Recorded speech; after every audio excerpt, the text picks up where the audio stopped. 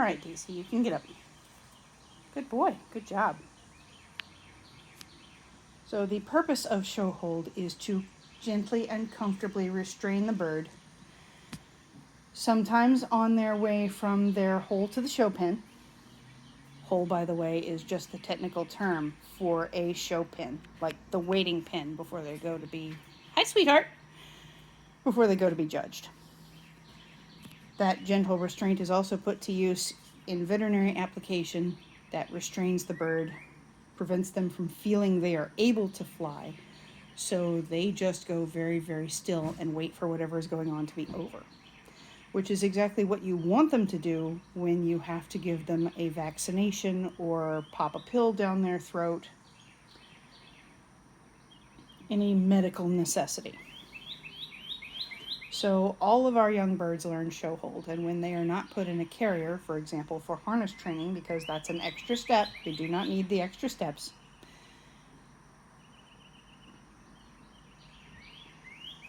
We use show hold to get them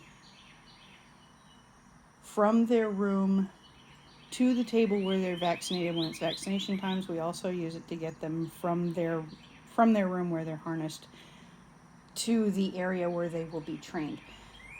This way we hope that show hold is not scary by default.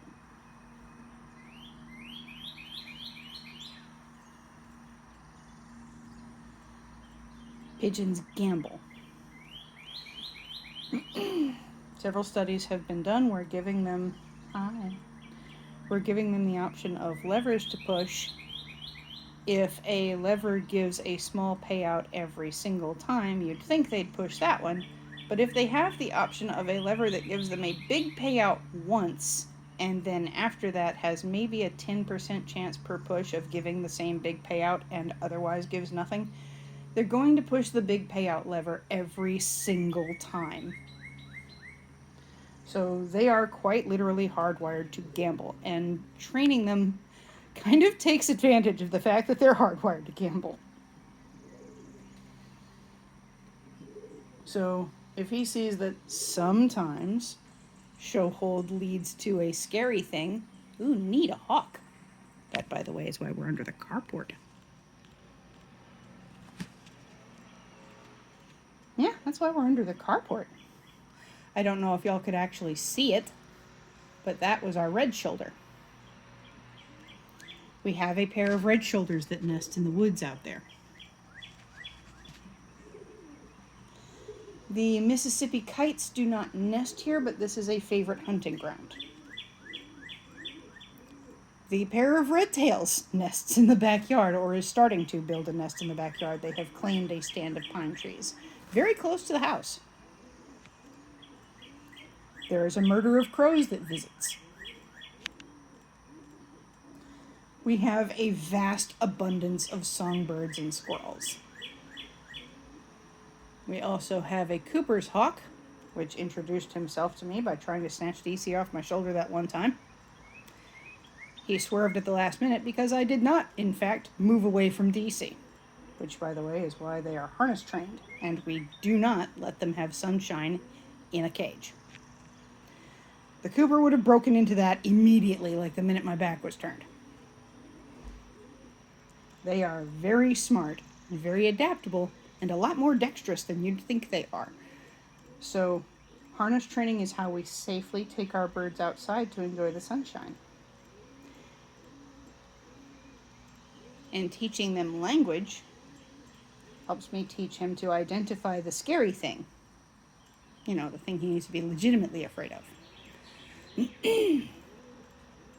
I'm teaching him words like songbird. We're teaching him hawk. We're teaching him crow. Corvid is kind of a long word for a pigeon. It's not something that they are incapable of learning. It's just when something is important, you need to keep it short.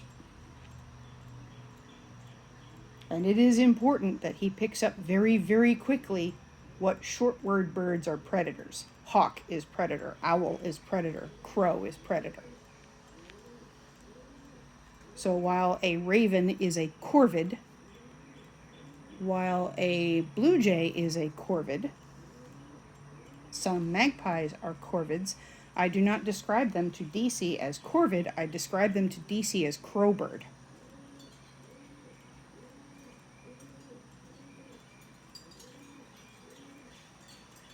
Crow specifically is crow. Everything in that family is crowbird. He has the intelligence of a 5-year-old child, and he picks up human language by the same mechanic as a 5-year-old child. So I talk him through everything that we're doing like he's a toddler. And Dici has grown up with me. He hatched here, he was raised here. Those are wind chimes, buddy. See how quickly he looked at the thing that is making noise? Dici is particularly bright. Yeah, those are wind chimes, buddy. Which is a damn shame. Oh no, the wind chimes are not dangerous, honey.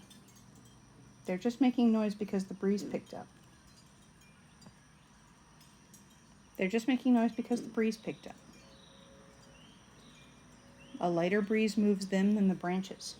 Okay? That was a cardinal. She was a hen. He understands pronouns a little bit, because I always use she in reference to hens. He just associates she with hen. What's the matter, babe? Oh. Baby, that's somebody cutting bushes. That loud buzzing sound, that's somebody cutting bushes. They're not after you. They're doing yard work. Yeah, you're allowed to be mad. You can tell that noise you don't like it. It's okay. Am I talking too intensely for you? Am I talking too intensely for a little man? That's another songbird. That was a male cardinal. The cocks are red, the hens are brown. He knows a few color words, but not many. He knows red. He knows brown. He is brown. He also understands in this context that I am talking to somebody else about him because I am saying he instead of you. Yes, Dici is that intelligent. Pigeons in general are that intelligent. They pick up by context, literally by the same mechanic as a human toddler.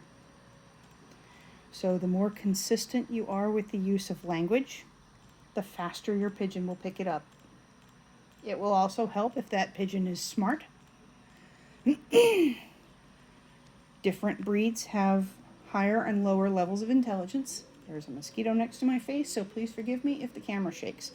I don't want to move the camera or jerk Dici to slap it. The things I do for love. It's very important that this be comfortable for Dici. That this whole situation be at least not scary. We prefer that it be fun, but it is at least not scary because he is covered. Now, when he is comfortable with being covered, we will do practice walks outside the cover. But his last practice walk outside the cover introduced him to the Cooper's hawk. So those are scary right now, and they are scary for very good reason.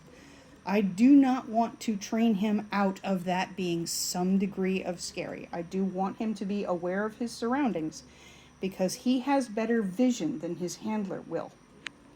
Pardon me a moment. And we're back. He pooed my arm and I need to clean it up. I just didn't want to put the camera right in it. Okay, we're actually almost done with your session since you wanted to stay on my wrist. And I can see the time. We're going to stop right at the 10-minute mark and you will be done for the day. We're going to go in.